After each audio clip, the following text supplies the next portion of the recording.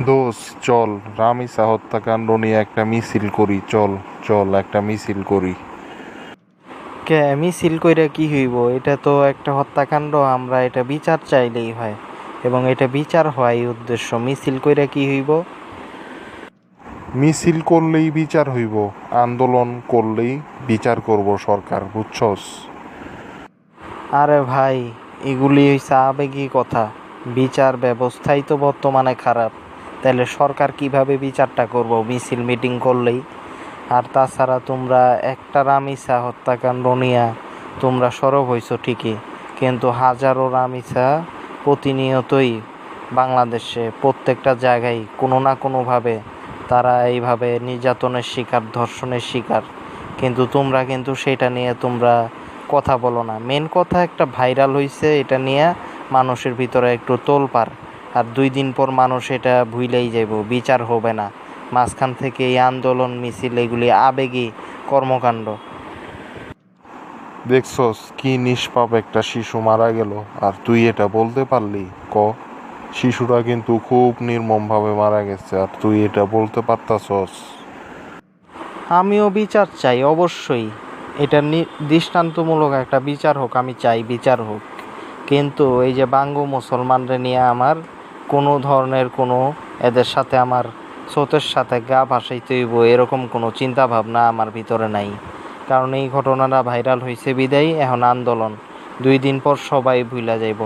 যেমনভাবে আসিয়ারে ভুইলা গেছে তেমন রামিসারও ভুইলা যাব। মাঝখানতে এত আমাদের এত উত্তেজিত হয়ে কোনো লাভ নাই।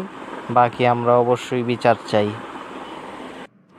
বাঙ্গুরাই চায় যে নারী শিশু এরা ধর্ষণ হোক, নাইলে সর্বপ্রথম কর্মকাণ্ড হচ্ছে নিজের অভিভাবক হিসাবে সন্তানদের প্রতি দায়িত্ব পালন করা। তারা করে না। তারা নিজের মেয়ের স্কুলে ভর্তি করায়, পার্কে যায় না, কই যায় এগুলির কোনো খেয়াল রাখে না, কার সাথে চলে ফিরে এগুলির কোনো খেয়াল রাখে না, সাইরা রাখে। নারী ধর্ষণেও তো বাংলাদেশ এই জন্যই খুব আওগায় আছে, প্রতিনিয়তই ধর্ষণের ঘটনা। আর শিশু তো আরও ছোট, তাকে খেয়াল রাখবে অভিভাবক। এখন তো পরিস্থিতি খারাপ জানে, শিশুদের খেয়াল রাখা দরকার। কিন্তু শিশুদেরকেও কোনো খেয়াল রাখে না, সাইরা দেয় নিজেদের মতো কইরা, যেভাবে ইচ্ছা সেভাবে মেয়ে শিশু এরা ঘুরে ফিরে আর এইভাবে ধর্ষণের শিকার হয়। এটা নতুন কিছু না, এটা বাঙ্গুরা চায় এই জন্যই হয়। হ ভাই, তুই ঠিকই বলছস। এই যে যাস না, স্কুল কলেজের মেয়েরা, বিশ্ববিদ্যালয়ের মেয়েরা যা তা অবস্থা।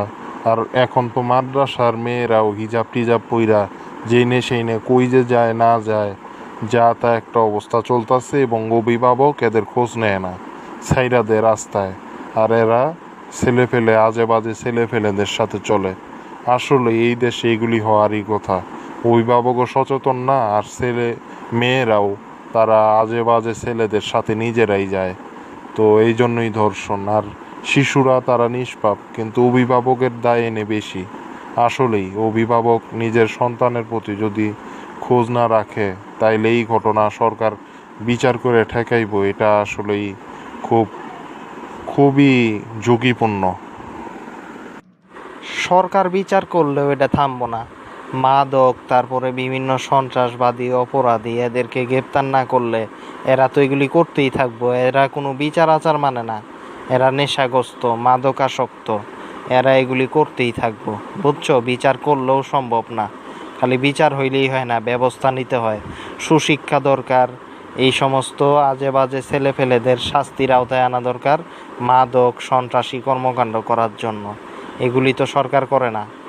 একমাত্র ইসলামিক সরকার, যারা ইসলাম মোতাবেক চলে, তারাই যদি সরকারে আসে তাহলেই সম্ভব।